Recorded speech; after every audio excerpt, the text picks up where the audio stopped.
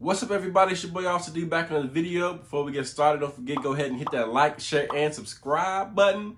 Leave a comment. Let me know what you're thinking. All right, also don't forget to join the channel. The link will be right here on the screen, also in the description box below.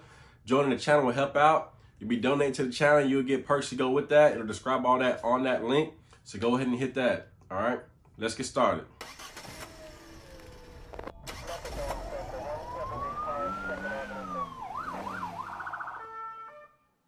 All right, so new year, new things are coming. One of those things coming will be maybe you're graduating from somewhere, or you're now in that age range where you can become a police officer, which is 21, okay? Now, some places will take you at 20. So this will also apply to you. You just gotta check the department. Well, your department and your state. Some will let you get on at 20, and by the time you finish, you'll be 21. That's what happened to me. So I got hired on at 20. By the time I graduated the academy, I was 21. Basically, this video will try to give the step-by-step guide to how to become a police officer in 2021. And times are changing. It ain't like it used to be.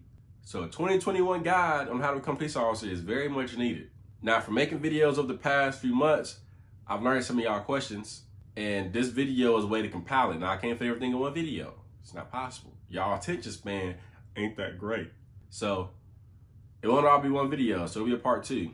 May have to be a part 3, I don't know. But let's start off with something that everybody wants to know.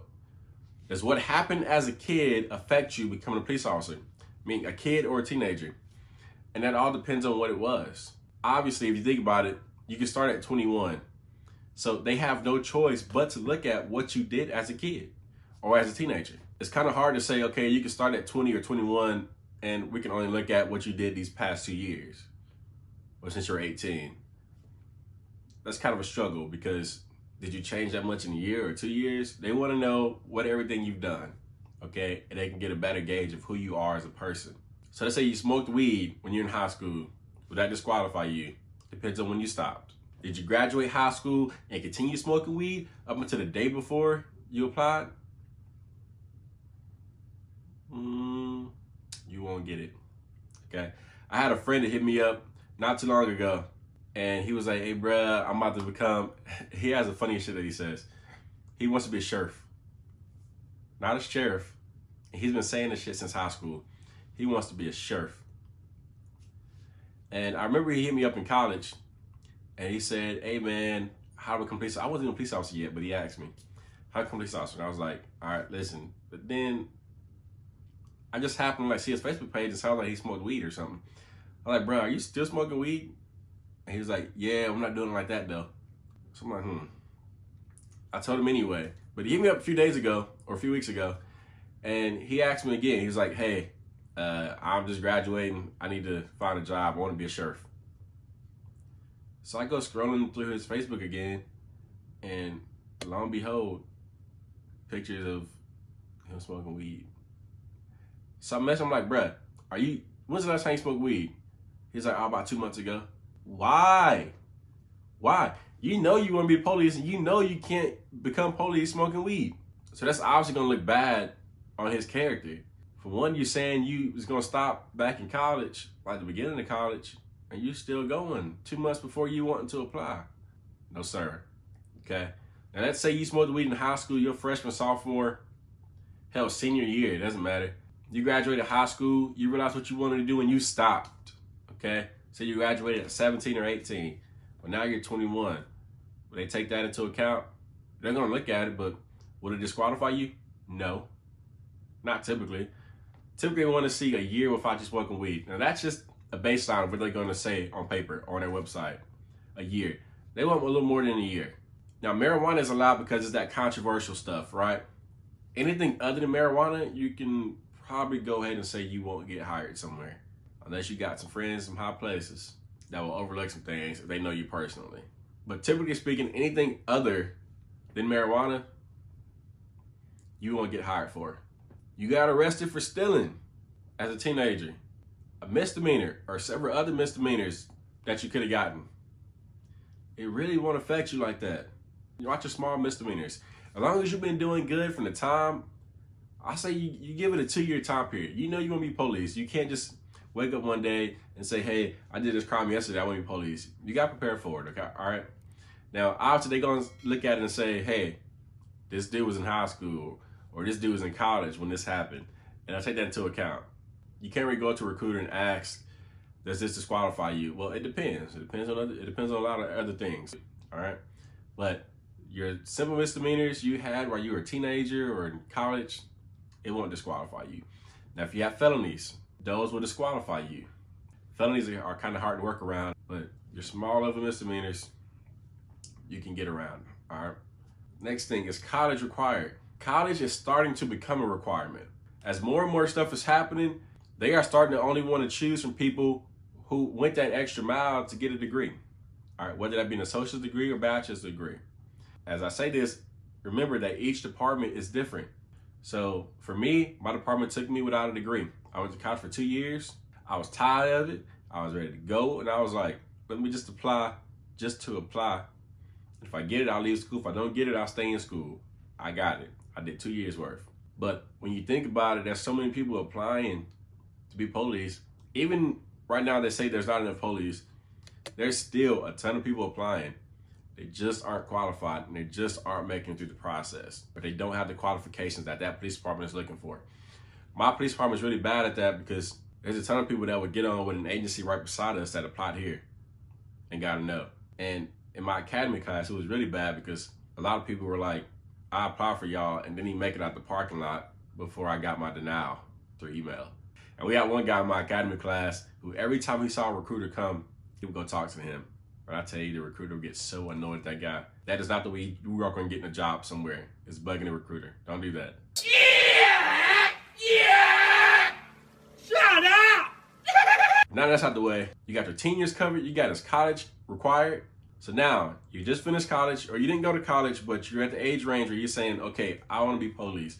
What's the next step? The next step, I would say go do a ride-along. Do ride-alongs in different departments. Ask those officers questions. Check out that ride-along video that I did. Because you want to know what those officers like about that department. You want to know policy. You can figure out policy from ride-alongs because they'll say, oh yeah, we can't do this, we can't do that when they get ready to do something. Or, you'll hear them complain about certain stuff. And listen to all that stuff they're complaining about, because you want to work for an agency where if something that you want to do isn't allowed that agency, then you probably wouldn't enjoy that agency. So the first thing is going to ride along. Don't just blindly apply somewhere. Before I applied to my agency, I had a friend that started working there, and I went on like 5 ride-alongs with him before I applied. So don't just blindly apply somewhere. Try out several. Do your research on the department and just see where the best fit is. All right. So after you do your ride along, start looking at other things. It's important to start looking at this before you apply to these places. Look at the salary. Look at where you have to stay if you work there. Some places don't allow you to stay too far out. Some places will give you a car to drive home if you stay within a certain mile radius. Okay, does that work for you? Look into that type of stuff. So after you've done your research, it's time to apply. You're gonna go to their website, and all of them should have a link to where you can apply at. Some still do it by paper. If it's by paper, go pick up an application. I did mine online. Now, if you're able to do an online application, it's not gonna be that long. All right, this is your first application. This is just getting the basic demographic stuff from you. So fill it out, take your time on it though, make sure all that stuff is accurate, and send it off. Now here's the important part. Every agency is in a different stage of the hiring process. What that means is you may have applied, but they've already just hired their 5 they have to hire for, their 20 they have to hire for. So when you apply, you may have to wait until they get this batch going before they start looking at other people. Don't start calling and bugging the recruiters. Apply, leave it for a little bit. They'll send you a message of whether you're going to the next phase or you're not. They're gonna send you a message and let you know. Don't start bugging the recruiters. If you get an email back saying you're not going to the next phase, you're not going to the next phase. Let that go. Don't start bugging them about that either. They will not change their mind. All right, go on to the next department. It's their loss. If you get one back that says you are going to the next step, then typically they'll send you more documents to fill out. What I got was about a 50-page packet of information that I had to hand write out. That includes your basic demographics of where you used to work at, your schools, you gotta attach your transcripts. We had a pre-polygraph questionnaire, your references, all that stuff will be in this other packet. And then you also have to get other stuff, like I said, your transcripts. You got to do a credit approval where they can check your credit, all that type of stuff. All right, that's going to be in that packet. Get that back in a timely manner. You should already know that becoming a police officer takes time. Don't get your stuff on January 1st and not turn it back into February 1st? Why are you waiting a month? Fill that stuff out and get it back to them ASAP. Don't wait on it. Get it back. Because the process already takes long. You don't want to waste any more time, because while you're waiting, they're hiring other people and they're filling the spots. These are government jobs. They are allotted a certain amount of officers they're going to have, and that's it. They're going to cut it off. So typically after that phase, you'll come in for a panel interview. This will be an interview where you walk in, you're going to sit in front of a board of officers. They're going to ask you some questions. It is important to be relaxed in this. Come dressed appropriately. When I got there, I wore an entire suit. And the guy to the left of me, I remember like it was yesterday. Bro was in the military, and he had on some khakis and a polo shirt. And I was sitting there like, damn, I overdressed. And then out of nowhere, he was like, man, I feel really underdressed.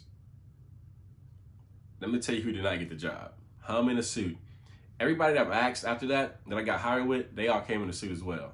Dress for the job you want. Come in a suit. You can wear in a suit the rest of your life. They want to see you in a suit. All right. Go in there and answer every question honestly. There'll be some trick questions in there that'll make you think they kind of want you to lie on. They don't want you to lie. Questions like, if you pulled your mom over, would you give her a ticket? Answer honestly. Would you give her a ticket? And they'll start giving you scenario-based questions that want to know your answer to it, or how you would handle that situation.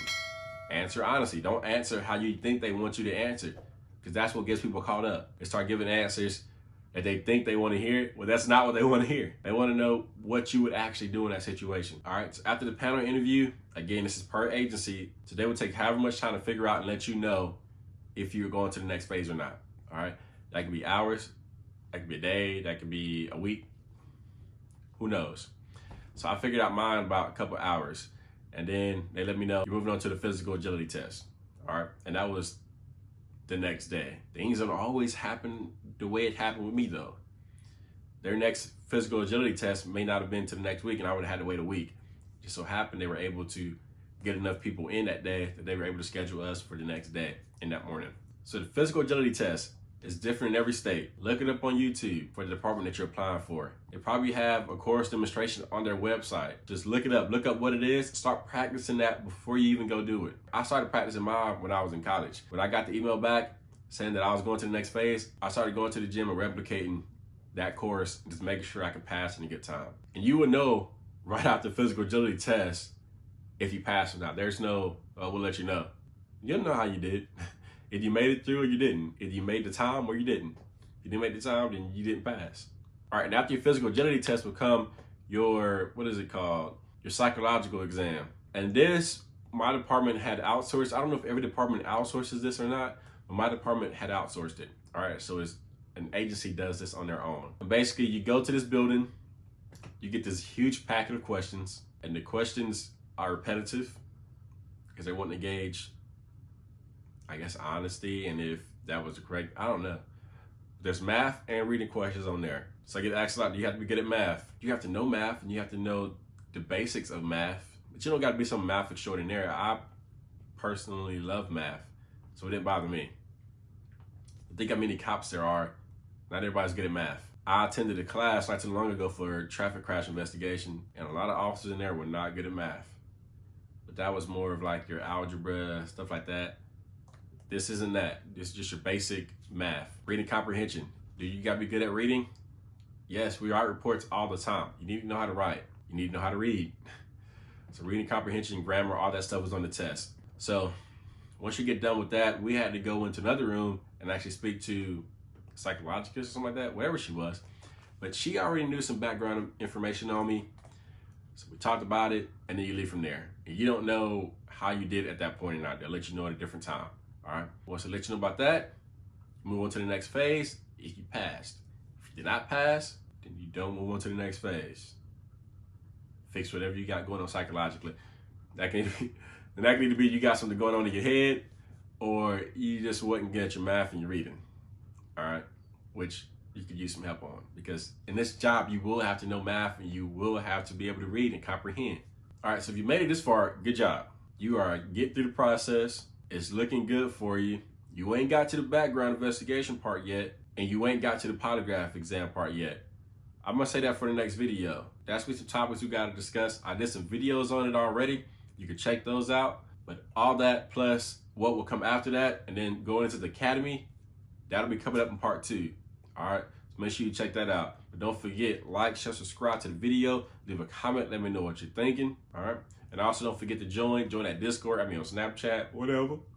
All right, I'll see you next time. Adios.